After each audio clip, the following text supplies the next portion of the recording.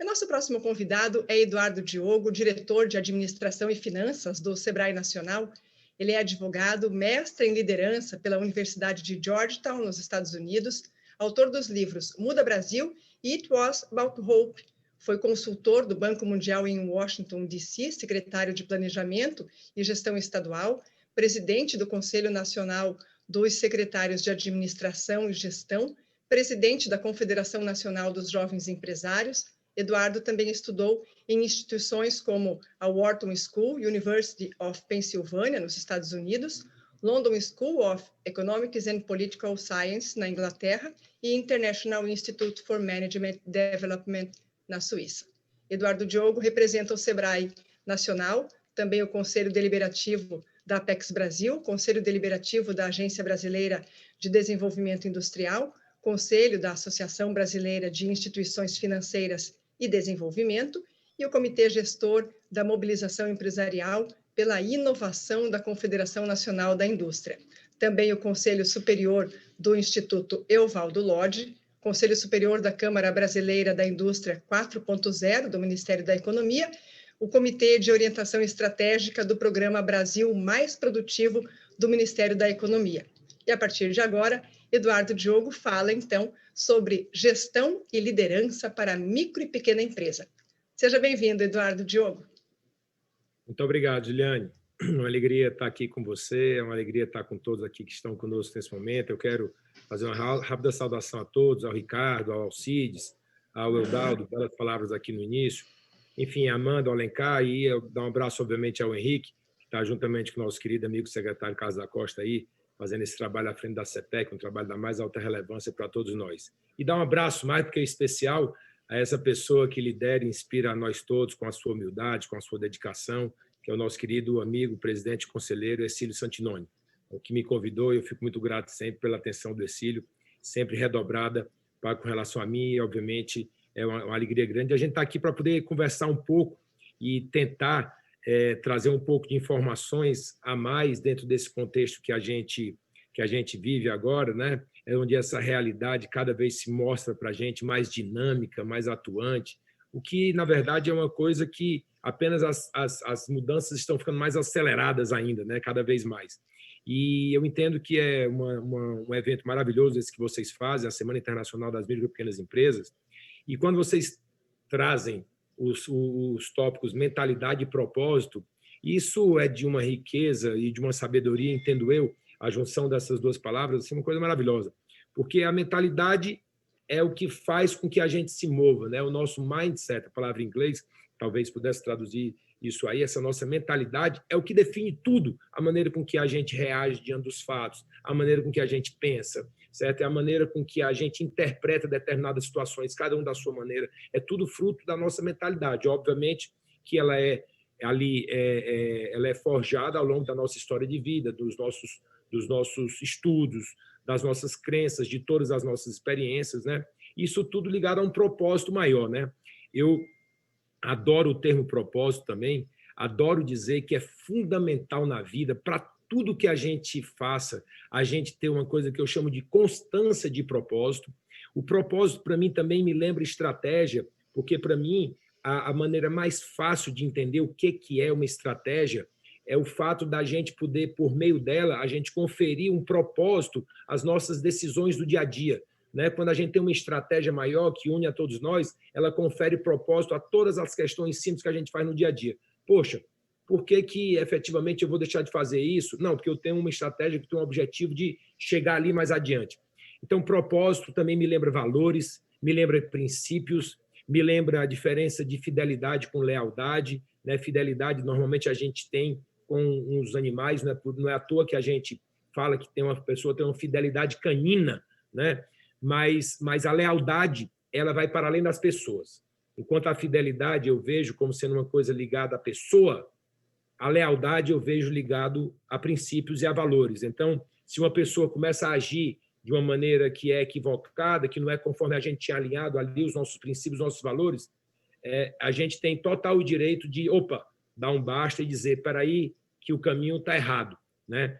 E então são todos esses são conceitos que eu acho que são fundamentais para guiar a nossa vida. E quando a gente fala dessa questão da liderança, juntamente com o desempenho das organizações, não pode haver nada mais efetivamente ligado uma coisa com a outra, né? Porque efetivamente a excelência organizacional, seja qualquer que seja a entidade, uma entidade pequena, uma organização, uma empresa, uma MPE, que é o nosso foco aqui, mas a excelência da organização, ela é diretamente ligada a um conceito de você fazer com que o maior número de pessoas, ou todas as pessoas ali envolvidas, elas possam atuar de forma melhor, mais harmônica, mais convergente para um ponto comum. E como é que você faz com que as pessoas possam fazer isso? Atuarem de forma mais harmônicas dentro ali de um objetivo comum? É por meio da liderança. Você tem que ter, obviamente, algumas questões básicas que você possa motivar a equipe, que você possa definir metas. Quando a gente vai num aspecto, por exemplo, que eu acabei de falar aqui, definição de metas, é absolutamente fundamental que você defina uma meta que ela nem seja muito aquém do potencial da equipe, para que as pessoas não possam se sentir ali, poxa, isso aqui não deu nem graça e tal, Parará, foi muito fácil. Nem também colocar metas que sejam para além da capacidade da turma naquele momento, porque gera um desestímulo, gera uma falta de uma falta de ânimo, achando que as pessoas, na verdade, não eram competentes. Na verdade, são competentes. E aí me lembra também uma questão que é uma palavra em inglês que chama-se long-term thinking. O long-term thinking é você poder projetar as coisas dando o devido tempo também. É a meta adequada à tarefa, mas adequada a tempo. Porque se a gente colocar aqui, vamos todo mundo aqui nos unir e vamos agora acabar a fome do mundo em 1 ano. Será que a gente consegue? Dificilmente, né? Mas se a gente colocar, não, vamos ter um propósito maior, que é acabar a fome. Vamos ter uma estratégia de atuação que é essa. Vamos pegar 10 anos, vamos pegar 15 anos. A nossa chance de ser bem-sucedido, ela é infinitamente maior. Então, tem que haver todas essas adequações dentro do ponto de vista das nossas atividades empresárias, né? E falando de liderança, a Juliane mencionou aí que eu tive a oportunidade de Deus de fazer o mestrado em liderança na Universidade de Georgetown, e a minha tese de mestrado, eu criei a figura do líder regenerador.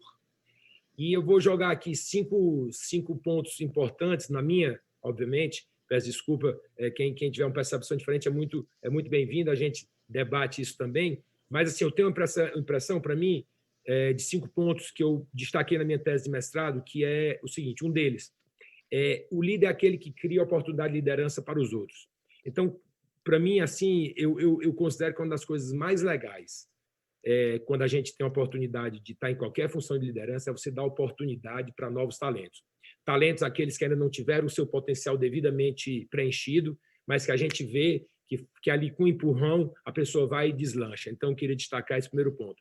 Conferir a oportunidade de liderança para o maior número de pessoas possível. Outro ponto para mim do líder regenerador é você falar e ser ouvido por todos. Quanto está difícil isso, né? Quanto é difícil a gente poder, efetivamente, hoje ter uma comunicação um pouco mais abrangente. Não, eu só falo aqui para o grupo A, o outro só fala para o grupo B, o outro não é ouvido por aquele grupo. Então, o líder regenerador é aquele que ele consegue, tá certo? Falar, tá certo? E ele consegue também ser ouvido pelas pessoas. Não significa concordar, repito, mas é apenas ser ouvido, né? Outro ponto que eu considero fundamental, e tem a ver com as introduções que eu falei no início, de princípios e valores, é o fato de que você defina os seus princípios, os seus valores, e isso é absolutamente imutável, você não pode abrir mão dos seus princípios e valores. Contudo, entretanto, todavia, para se atingir os objetivos ao longo da vida, os objetivos empresariais, os objetivos organizacionais, você tem que se adaptar a uma série de coisas, você tem que ter a flexibilidade, mas não nos princípios e valores. Então, você define os seus imutáveis, vamos dizer assim, com bastante clareza, e o restante todo você flexibiliza e está aberto para você se adequar, para você atingir o resultado. Porque sem resultado a liderança é inócua. Sem impactar efetivamente a vida das pessoas ou do universo, aquele que você trabalha, é tudo inócuo, né? Não dá para ficar apenas na poesia ou no academicismo. Tem que ter praticidade e tem que afetar positivamente a vida das pessoas. Um quarto ponto que eu queria destacar é um fato que, para mim, tem a ver, inclusive, com o nosso lado religioso, seja qualquer a religião que você professa, qual seja o Deus ou os deuses que você entende que efetivamente devem guiar a sua vida terrestre. Isso aí é uma coisa de cada um. Mas o fato que, para mim, tem a ver com a religião é o fato da gente se colocar no lugar dos outros. a gente poder ver o mundo também pelo olhar daquele nosso semelhante, ver o mundo também pelo olhar daquele que está aqui ao nosso lado. Isso é fundamental para a gente. Isso, para mim, é uma atitude imprescindível. Isso requer bastante humildade de todos e de cada um de nós, né? Mas requer, acima de tudo, no meu entender, humanidade. E assim, quando a gente vive no mundo, agora no meio dessa pandemia, né? Quando a gente fala muito de imunidade, né? Como é que está o seu nível de imunidade? Como é que está o nível do A, do B, do C? Graças a Deus, o meu IgG tá bom. Eu tive Covid já e, graças a Deus, fiquei com uma imunidade razoável, tanto que ainda nem tomei a vacina que eu estou dando. Já estou na minha fase, mas eu acho que tem outras pessoas que precisam da vacina mais do que eu, já que o meu nível de imunidade está bom. Mas, além do nível de imunidade, a gente tem que falar do nível de humanidade.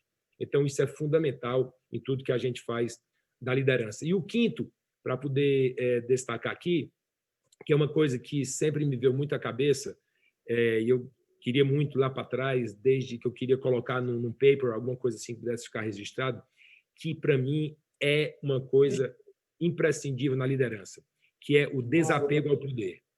Desapego ao poder é uma coisa que a gente, graças a Deus, na língua portuguesa, ela nos ensina um pouco isso, porque ela nos ajuda a diferenciar. Já no inglês, o verbo to be, ele é ser e estar. A gente não, a gente é separado. Tem o ser e tem o estar. E então, quando a gente está numa posição como essa posição que eu estou no momento, eu estou como diretor de administração e finanças do Sebrae Nacional. Eu não sou o diretor, eu estou como diretor. E o desapego ao poder tem a ver com o seguinte: eu acredito muito que quanto mais apegado a pessoa é, quanto mais apegado você é, independentemente de qual que seja a posição que você esteja, mas que você seja apegado a ela, pior vai ser o seu desempenho. Eu entendo que quanto mais desapegado você estiver àquela posição, mais autonomia, mais independência você vai ter para que você possa efetivamente ali tentar angariar o maior número de pessoas possível para poder atingir o maior resultado possível. E eu coloco isso, mas assim tem alguns outros pontos também que eu queria aqui passar rapidamente, mas sem exagerar aqui no tempo, que eu quero me ater aqui a esse tempo que o meu presidente amigo Exílio me deu. Mas eu queria destacar para vocês o seguinte, para ficar aqui na cabeça e para um próximo momento. A Universidade de Georgetown identificou que existem apenas 2 predicados que são universalmente considerados positivos. Porque, independente, você às vezes tem uma cultura, um país, uma área geográfica, isso, que valoriza um determinado ponto e desvaloriza outro. Apenas 2, ela entende que são universais. Um deles é trustworthiness, em inglês, que significa toda essa credibilidade, a confiança que você passa, o fato, efetivamente, de você ser uma pessoa que você fala e as pessoas acreditam no que você fala. Eu quero deixar isso na cabeça de todos que estão conosco nessa live. Efetivamente, mantenham isso, que isso é um predicado, isso é um ativo fundamental ao longo da vida, em todas as culturas. E decisiveness, que é a sua capacidade de decidir, a sua capacidade de não ficar postergando indefinidamente as coisas e depois a bomba estourar mais adiante. Não significa que você tenha que decidir no primeiro momento que a informação chega para você. Não. O timing é fundamental em tudo na vida. Você recebe a informação, você ausculta quem tiver que auscultar, você identifica, fala com todos os players e você toma a decisão. Não pode abrir mão de tomar a decisão. O gestor, ele tem que saber que tudo na vida tem o ônus e tem o bônus. Tudo na vida tem o lado positivo e tem o lado negativo. Então, o gestor, ele tem que ter a responsabilidade de efetivamente tomar a decisão no momento apropriado e no momento devido.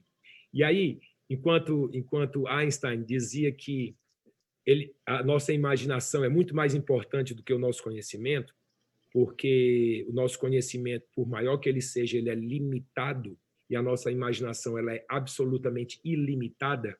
Um dia desse eu estava conversando com meu filho mais velho e a gente fazendo aqui ele me falando de uma série de coisas que eu, na minha idade, dos meus 50 anos, meu filho mais velho tem 17, vai fazer 18 daqui a pouco, eu tenho um de 16, e aí ele falando, eu comecei a identificar o seguinte: é tão engraçado essa questão da relação de conhecimento versus imaginação, e que o Einstein deu mais esse tópico aí da sua sabedoria lá para trás. Mas o fato é o seguinte: quando a gente tem um pouquinho maior nível de conhecimento numa área, eu identifiquei também que isso vai restringindo o nosso nível de imaginação. Eu não tinha percebido isso, mas eu, ao conversar com meu filho, nessa conversa que eu falei, meu filho mais velho, ele é cheio de ideias numa área que efetivamente não é a minha praia, que a minha limitação é gigantesca, mas tinha algumas coisas que eu, com o background de advogado, Aí eu dizia, mas meu filho, isso aqui não pode. Aí quando eu dizia, meu filho, isso aqui não pode, na mesma hora eu dizia, mas esqueça, você tem que se abstrair do que seu pai está dizendo, porque a sua imaginação é que tem que voar. Então, essa relação conhecimento e imaginação é uma coisa também que a gente tem que tentar ponderar e tentar nos policiar no melhor sentido, para a gente não deixe que um pouquinho de conhecimento que a gente tenha numa determinada coisa possa nos tirar a possibilidade de nos abstrairmos e pensarmos efetivamente coisas que ainda não foram feitas, né? Porque o mundo está aí para ser, pessoal. Essa é a verdade. O mundo está aí para ser, logicamente, reinventado. Né? O que vai acontecer nos próximos 10 anos, impossível de alguém prever. É absolutamente impossível. Quem disser o que vai acontecer nos próximos 10 anos, das duas, uma. Ou está muito mal intencionado, ou está muito mal informado. Não tem como ser diferente. Mas, obviamente, vocês têm, todos nós aqui temos, que tentar prever e prover algumas coisas, né? Então, assim, o fato é que eu queria assim encerrar dizendo que a gente está num desafio gigantesco agora da era do cliente. Cada vez mais focar as organizações na era do cliente, o cliente como sendo o ponto central. E nosso desafio no Sebrae é muito grande nesse tocante. O Sebrae é uma instituição que vai fazer 50 anos de idade no dia 5 de julho do ano que vem. Então, é uma instituição que tem uma cultura muito arraigada, né? uma instituição que é uma instituição, obviamente, que é um Titanic para a gente poder se movimentar e que presta um trabalho maravilhoso. São quase 20 milhões de MEIs, micro e pequenos empresários nesse Brasil. Mas eu falo que a gente presta um trabalho maravilhoso, mas é com o sentimento de que a gente tem a obrigação de melhorar, certo? E eu digo todo dia, ainda hoje mesmo, a gente estava tendo uma reunião com os diretores, eu falei, eu sou insatisfeito com o nosso trabalho. Por quê? Porque a gente tem a obrigação de fazer mais. E quem tiver na administração pública, o Sebrae não é exatamente a administração pública tradicional, indireta, nem indireta, nem direta, mas é o serviço social autônomo, então é uma atuação pública. Quem tiver absolutamente satisfeito com a sua atuação, devia pensar em sair, não é verdade? Porque a gente não pode, quando a gente está principalmente fazendo alguma atuação para além do nosso umbigo, ou seja, para além ali do nosso raio individual e pessoal de cada um de nós não podemos nos conformar com nada. Nós podemos sempre buscar mais. E, nesse sentido, no âmbito do Sebrae e sob a liderança aí nossa, no âmbito da CEPEC, do nosso querido amigo Carlos da Costa, nós definimos que vamos entrar com 4 áreas de extensionismo. Mas isso é um assunto que depois a gente fala. Eu vou só jogar aqui as áreas, mais ambiente de negócios, crédito e capital, a parte de inovação e digitalização e a parte de qualificação do empreendedor. Nós temos cada vez mais que cuidar daquilo que eu chamo da inclusão intelectual e comportamental do nosso público-alvo. Ensinar, fazer com que as pessoas possam aprender cada vez mais, todos e cada um de nós, e, acima de tudo, que esse dado, essa informação que é recebida, ela se transforme em conhecimento. E é no momento em que a gente aprende e que a gente altera a nossa postura por meio de informação que a gente não tinha antes, essa informação se transformou efetivamente em conhecimento. Por isso que eu digo que é a inclusão intelectual e também comportamental do nosso público-alvo, para que a gente possa ter aquela constância de propósito que eu falei, para que a gente possa cada vez mais, sim, iniciar novas atividades, que é o fazer, mas, acima de tudo, também o perfazer, que é um verbo muito pouco praticado na língua portuguesa, mas que é o complemento das ações, é quando a gente conclui o ciclo de uma ação, certo? A gente tem uma coisa que, às vezes, eu brinco e chamo de PSA, mas não é aquele outro PSA, é a peneira de sobrevivência das ações. Né? Ou seja, a gente tem que focar no magistral, a gente tem que focar ali em levar as ações adiante, com a constância de propósito, para entregar e perfazer no final. Sempre um caminhar onde a gente dá, onde a gente recebe e a gente devolve, né? Nessa relação humana de todos nós. E que, dentro desse contexto, a gente optar, né? Que Deus possa, né, fazer aí com que a gente cada vez mais possa caminhar e nos dê a condição de optar ao longo da vida, né? Optando sempre pela plenitude, né, diante a fragmentação, optando pela simplicidade diante a complexidade das coisas, optando pela realidade diante os modelos que a gente idealiza, modelos imaginários que absolutamente são desprovidos de realidade, né? Optando aí pelo bom hoje, né, diante o excelente amanhã. A gente quer fazer o hoje, a gente prefere o bom hoje do que efetivamente o excelente amanhã. E aí, dentro desse contexto, não é à toa, né? A gente está falando de amanhã, né, e de hoje, né? Mas porque a vida Meus caros amigos, amigas, todos que estão aqui conosco, a vida acontece não no passado, a vida acontece não no futuro, mas exclusivamente no hoje. O hoje é e sempre será a grande dádiva de Deus. Não é à toa que o hoje se chama presente. Então, que Deus continue nos abençoando para que a gente possa fazer sempre desse presente um grande ambiente de felicidade para todos e cada um de nós. Muito grato pela atenção. Nós ouvimos Eduardo Diogo, que participa dessa noite representando o Sebrae Nacional. Eduardo, muito obrigada pela grandiosa contribuição que você trouxe para a gente.